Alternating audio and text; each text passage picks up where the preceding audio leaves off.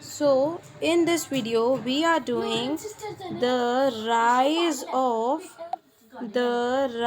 of nationalism in Europe के 1 mark question ठीक है, जो आपके पूछे जाएंगे। तो सबसे पहले है the aim of the Zollverein to bind the Germans economically into the nation who wrote these words. ठीक है, तो फ्रेडरिक जो है, जिन्होंने हमारी पिक्चर भी बनाई थी, ठीक है, वो एक पेंटर, एक आर्टिस्ट थे, जो हमने डिस्कस किया था हमारे एमसीक्यू वाले वीडियो में।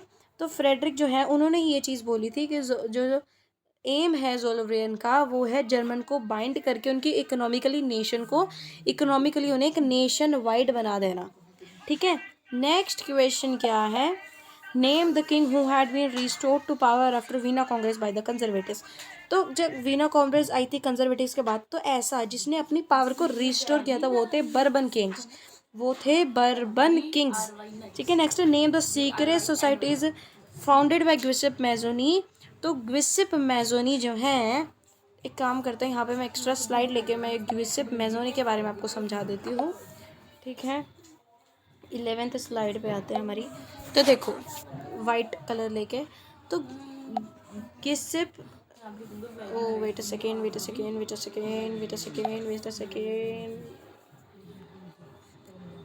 यहाँ पे देखो अब आराम से। तो गिसिप, ओ शिट ब्रो, खुल जा।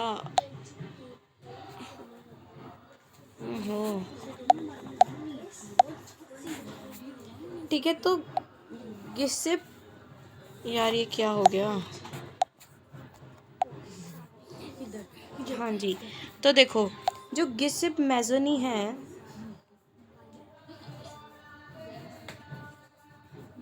ठीक है, उनके बारे में कुछ इंपॉर्टेंट चीज़ें बता देती हूँ मैं आपको। देखो, वो आपको आगे भी मिलेंगी, मतलब जो बच्चे वो आगे वाली वीडियोस नहीं देखेंगे तो उन्हें ये चीज़ नहीं समझ में आएंगी। तो देखो, वो थे 1807 में पैदा हुए। कहाँ पे पैदा हुए? वो पैदा हुए जिनोआ में। ठीक है, तो उन्होंने दे फाउंड अंडरग्राउंड सोसाइटीज़,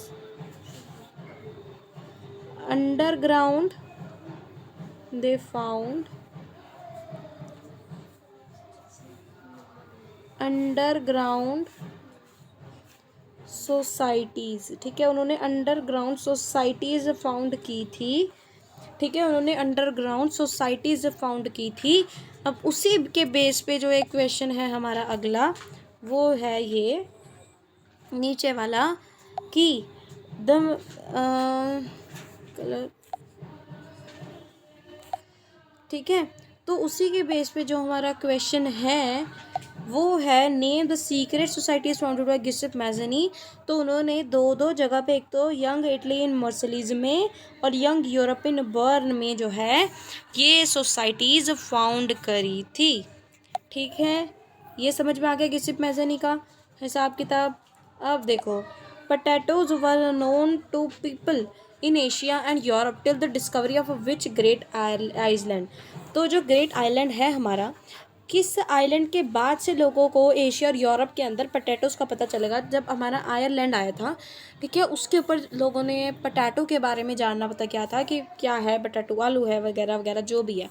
ठीक है, नेक्स्ट है what was the major objective of the Vienna congress of 1815। हमने ये पहले भी एमसीक्यू में डिस्कस किया है कि वीना कांग्रेस ऑफ 1815 बनी थी हमारी तब जब नेपोलियन जी वाटरलू में हार गए थे 1815 में।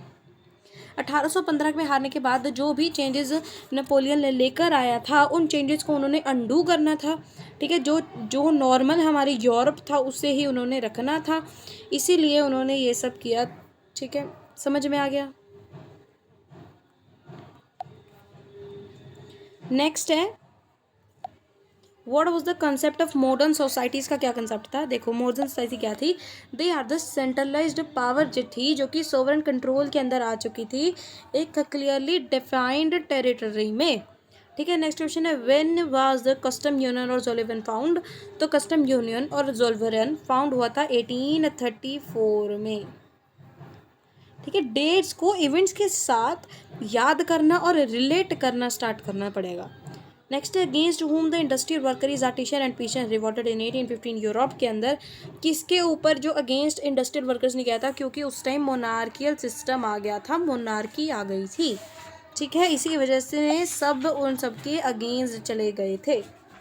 नेक्स्ट क्वेश्चन है, who had hosted the meeting of representatives of European power at Vienna of 1815।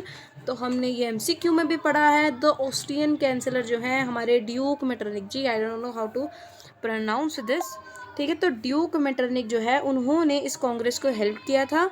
कहाँ पे बनी थी ये कांग्रेस, वो भी है, ठीक है, ये बनी थी वीना के अंदर, यूरोप के अंदर, ठीक है। नेक्स्ट है, why and when Mazzini was sent to exile.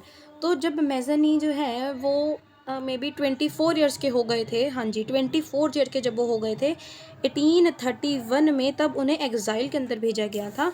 और क्या करने भेजा गया था, मतलब अटेम्प्ट करने भेजा गया था रेवोल्यूशन को, एक रेवोल्यूशन को अटेम्प्ट करने के लिए उन्हें भेजा गया था। और उसी हिसाब से आप हिसाब लगा सकते हो कि क्या हिसाब लगा सकते हो कि एट द एज ऑफ 24, ठीक है, उन्होंने इन सब चीज़ के अंदर अपना कंट्रीब्यूशन देना शुरू कर दिया था। नेक्स्ट क्वेश्चन है, name the Irish Catholic who revolted against the British domination. के ऊपर कौन सा आयरिश कैथोलिक जो है उन्हीं के मतलब आगे पासे घूम रहे थे, वो थे वॉल्फ टोन, ठीक है, वॉल्फ टोन। नेक्स्ट क्वेश्चन है, right any one statement regarding the doctrine of liberal nationalism. देखो लिबरल का मतलब होता है फ्री, ठीक है, उसके ऊपर जो नेशनलिज्म हुई थी उसके रिगार्डिंग हमें स्टेटमेंट बतानी है। तो लिबरल का मतलब फ्री, ठीक है। तो देखो, it stood for freedom of individual, ठीक है, लिबरल का मतलब ही है फ्रीडम, फ्री, ठीक है। तो ये क्या एक फ्रीडम है, पर किसकी freedom, freedom for an individual, एक इंडिविजुअल बंदे के लिए जो फ्रीडम इम्पॉर्टेंट है उसके रिगार्डिंग जो है ये हुआ था, ठीक है। ये किसके लिए था, फॉर इक्वालिटी बिफोर लॉ। देखो अगर भी हिस्ट्री के अंदर आपको कुछ नहीं आता ना, आंसर में इक्वालिटी बिफोर लॉ तो छाप के आ जाना, क्योंकि हर किसी में है, ठीक है। और ये एम्फसाइज्ड करता था कि गवर्नमेंट कैसे कंसेंट होना चाहिए गवर्नमेंट को, ठीक है। नेक्स्ट है, who was proclaimed the king of Italy. Italy के किंग जो है वो थे विक्टर एम्यूनुअल टू या फिर सेकंड, ठीक है, विक्टर एम्यूनुअल टू। नेक्स्ट है, who said true German culture is to be discovered among common people. की जो जर्मन का ट्रू कल्चर है वो सिर्फ हमारे जो जर्मन के कॉमन पीपल है ना वही डिस्कवर कर सकता है। तो ये बोला था जॉन गॉटफ्राइड हर्डर ने, ठीक है। बहुत इंपॉर्टेंट जो ये पॉइंट्स है कि ये किसने बोला, वो यहाँ पर देखो कितनी अच्छी तरह से समझा रखा है। तो ये बोला गया था जॉन गॉटफ्राइड हर्डर ने। नेक्स्ट है 24th, who described the Italian revolutionary nationalist Mazzini as the most dangerous enemy of our social order. कि किसने कहा था कि जो हमारे मैज़नी हैं, गिउसेप मैज़नी, जिसके बारे में हमने इतना पढ़ा कि वो हमारे दुश्मन है, तो वो ड्यूक मेटरनिक ने कहा था। बल्कि मतलब उन्होंने इतना ज़्यादा यूनिफिकेशन ऑफ जर्मनी के लिए काम किया था। तो काउंट केवर कौन थे, ठीक है, इसके ऊपर एकदम 5 मार्क्स का क्वेश्चन आ सकता है, ध्यान से समझ लेना है। तो काउंट केवर जी, ठीक है, एक चीफ मिनिस्टर थे इटली के। नेक्स्ट एक स्लाइड ले लेते हैं, ठीक है। तो काउंट केवर जी, ठीक है, he was the chief minister of Italy, ठीक है, he was the chief minister, spelling देख लो ना यार, चीफ मिनिस्टर ऑफ इटली, ठीक है। बड़े बड़े पॉइंट लिखने इसलिए मैं यहाँ पे मिनिस्टर नहीं लिख लिया, ठोक देना यहाँ पे चीफ मिनिस्टर। और उन्होंने क्या किया था, he was nor a revolutionary, ना ही उन्होंने किसी रिवोल्यूशनरी में हेल्प की थी, ठीक है, ना ही कोई रिवोल्यूशनरी थे। नॉर और नॉट अ डेमोक्रेटिक, ना ही कोई डेमोक्रेटिक थे। But still he was known as real maker of Italy. Italy के रियल मेकर उन्हें कहा गया था, ठीक है। ये समझ में आ गया।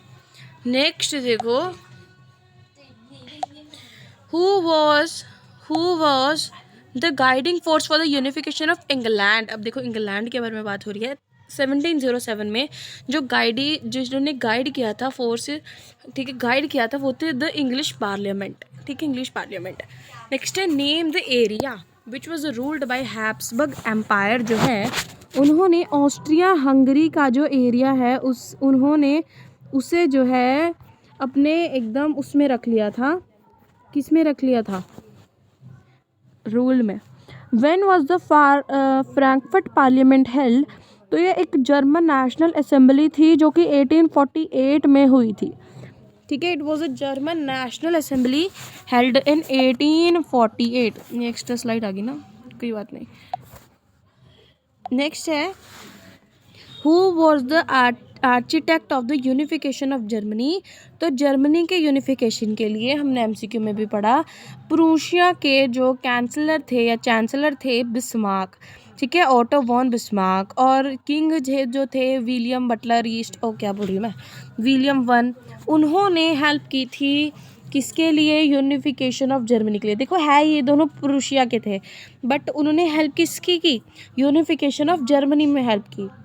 नेक्स्ट है, explain the concept of a nation state. ठीक है, नेशनल स्टेट का कंसेप्ट क्या है कि सारे पीपल जो हैं उनके अंदर एक कॉमन आइडेंटिटी होनी चाहिए, वो अपने इतिहास को शेयर कर रहे हों, ठीक है, उनके अंदर एकदम कॉमन स्कीम होना चाहिए, और उसके रिजल्ट में जो स्ट्रगल हो रहा है लीडर्स और कॉमन पीपल के बीच वो ख़त्म हो जाएगा। नेक्स्ट है, explain the major and practices creating sense collective identity among the. रुक जाइए, इसको हम आगे पढ़ते हैं। ठीक है, explain the measures and practices creating sense of collective identity among the people of France. तो एक इसके ऊपर एकदम 5 मार्क्स का क्वेश्चन आ सकता है। ठीक है, जो अगली वीडियो में आपको पूरा समझाऊंगी। इस वीडियो में इतना नहीं हो पाएगा, ठीक है, क्योंकि वीडियो ऑलरेडी 11 मिनट की बन चुकी है। तो देखो, एक्सप्लेन द मेजर प्रैक्टिसेस जो की गई थी, ठीक है, वो क्या थी? The idea of the fatherland, लै पैट्रिक लै सिटिजन, जो सिटीजन, ठीक है, फादरलैंड, और जो उसका आइडिया था, ठीक है, एक नया जो फ्रेंच फ्लैग आया था उसने एम्फसाइज्ड किया एक कॉमन कल्चर को, ठीक है, नया फ्रेंच फ्लैग बना, जो नई हाइम्स थी, जो ओथ ली गई थी, ओथ मतलब जो हम वो लेते हैं ना, शपथ वगैरह लेते हैं, वो ली गई थी, नए नए हाइम्स बने थे इस चीज़ से उनके अंदर। और ये भी था इसके अंदर कि लिख लेना कि जो हमारी फ्रेंच लैंग्वेज है, French was declared as official language. French को ऑफिशियल लैंग्वेज मान लिया गया था। ठीक है, पीपीटी में लिखा मिल जाएगा, इसलिए यहाँ पे लिखा है। ठीक है, नेक्स्ट है, explain the decision of the Congress of Veena. Veena Congress का डिसीजन क्या था? ठीक है, तो ये जो है हमारे पास एक लास्ट क्वेश्चन है, ठीक है, 2 मार्क्स वाले का, उसके बाद हम 3 मार्क्स वाले नेक्स्ट वीडियो में करेंगे। Explain the decision of Congress of Veena. तो उन्होंने जो बर्बन डायनेस्टी है उसे रिस्टोर किया गया था। ठीक है, स्टेट जो है वो सेटअप हुए गए थे, बाउंड्री जो है फ्रांस की जो हमने हमारे नेपोलियन भैया ने ले ली थी उसे वापस लिया गया था, नई नई टेरिटरीज बनाई गई थी। ठीक है, और रशिया को पोलैंड दे दिया गया था वापस। नेक्स्ट है, why the 1830s was the year of great economic hardship in Europe. तो पॉपुलेशन में इतनी ज़्यादा इंक्रीज़ हो गई, अनएम्प्लॉयमेंट बहुत ज़्यादा बढ़ गई, माइग्रेशन हो गई, और प्राइस के जो प्राइस है ना, हर सामान का प्राइस बहुत बढ़ गया। ठीक है, कंपटीशन हो गया मार्केट के अंदर, और इतनी ज़्यादा बैड कंडीशन हो गई पीजेंट्स की। ठीक है, पीजेंट्स की बैड कंडीशन हो गई, पुअर पीपल की बैड कंडीशन हो गई। ठीक है।